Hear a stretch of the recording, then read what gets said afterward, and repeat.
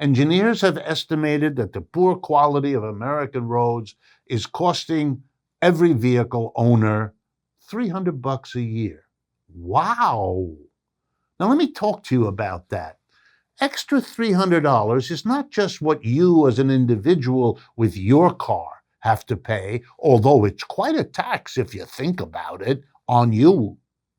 But I want you to think about all the companies that can't compete in the world economy because they have a bigger cost than people in many other parts of the world who maintain their infrastructure. So when they give an estimate of what it costs them to produce something, they have to take into account that the trucks will go more slowly, that they'll have to spend more money to maintain or replace their trucks and vehicles and vans.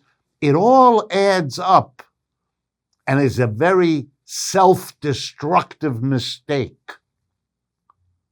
And that leads me to the next point.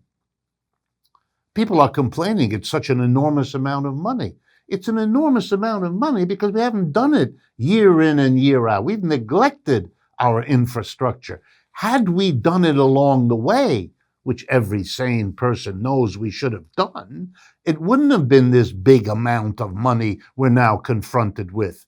That's just the failure to understand what infrastructure maintenance means. And so why have we been neglectful? And the answer is, it's our capitalist system. It's really not hard to understand.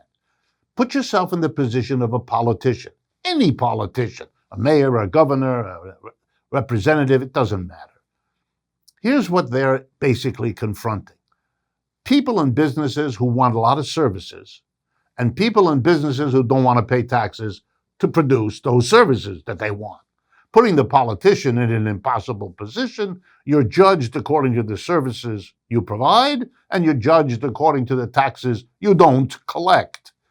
You know what the solution is. Partly it's borrowing money, which is why our governments are in debt beyond all words. The United States government is the biggest debtor in the world.